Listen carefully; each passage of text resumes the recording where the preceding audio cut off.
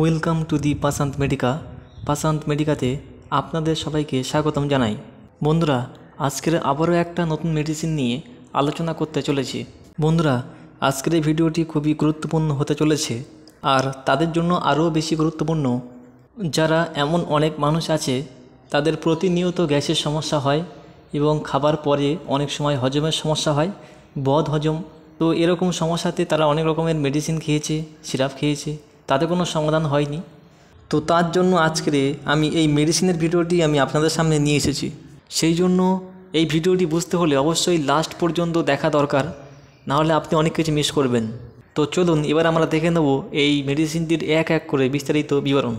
তো প্রথমে আমরা দেখে নেব এই মেডিসিনটির নাম কি আছে। দেখুন, এই মেডিসিনটির নাম হলো ডাইপেপসিন পি এবং এই মেডিসিনটিকে তৈরি করেছে ইউনিয়ন ড্রাগ কোম্পানি। এবার দেখা যাক এর কম্পোজিশন কি আছে। দেখুন, এই ট্যাবলেটটিতে মাত্র দুটি কম্পোজিশন আছে। প্রথম কম্পোজিশন হলো প্র্যানকেটিন এবং যার পাওয়ার আছে 170 মিলিগ্রাম, এবং দ্বিতীয় কম্পোজিশন হলো ডাইমেথিকন যার পাওয়ার আছে 80 মিলিগ্রাম। এবার আমরা জানব এই ট্যাবলেটটির কোন কোন কাজে ব্যবহার করা হয়। যেমন ইনডাইজেশন বা বদহজমে ব্যবহার করা হয়। এমন অনেক মানুষ আছে যারা প্রতিনিয়ত খাবার খায়, কিন্তু খাবার খাওয়ার পরে তা সহজে হজম হতে চায় না। যাতে তাদের খাবার খুব ভালোভাবে হজম হয় তার জন্য এই ট্যাবলেটটি ব্যবহার করা হয়। এছাড়াও যেমন গ্যাস বা পেট ফোলাভাব কমাতে সাহায্য করে। সাধারণত অনেক সময় পেটে অতিরিক্ত গ্যাস, বাতাস বা তরল জমা হয়ে যাওয়ার কারণে পেট ফোলাভাব দেখায়, ফলে খিদে না হওয়ার মতো সমস্যা দেখা দেয়। এই সব সমস্যাগুলিকে সমাধান করার জন্য এই ট্যাবলেটটি ব্যবহার করা হয়। গ্যাস ও পেট ফোলাভাব ছাড়া অ্যাসিডিটির মতন সমস্যাকে ঠিক করতে এই ট্যাবলেটটি ব্যবহার করা হয়।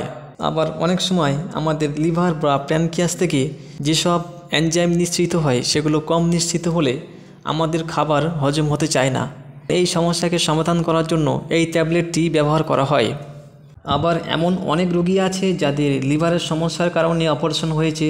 অপারেশন হওয়ার ফলে লিভার তখন কমজোরি থাকে এবং সেই কারণে এই ট্যাবলেটটি ব্যবহার করা হয়। এছাড়াও যেমন সিস্টিক ফাইব্রোসিস ও ক্রনিক প্যানক্রিয়াটাইটিসের মতন সমস্যাতেও এই ট্যাবলেটটি ব্যবহার করা হয়। এই প্যানক্রিয়াটাইটিস হলো অগ্নাশয়ের এক রকমের প্রদাহ, যা অতিরিক্ত বেশি মাত্রায় মদ, মাংস ও অ্যালকোহল ড্রিঙ্ক করলে এই সমস্যাগুলো বেশি মাত্রায় দেখা দেয়। এছাড়া অগ্নাশয় বা প্যানক্রিয়াস অপারেশনের পরেও এই ট্যাবলেটটি ব্যবহার করা হয়ে থাকে।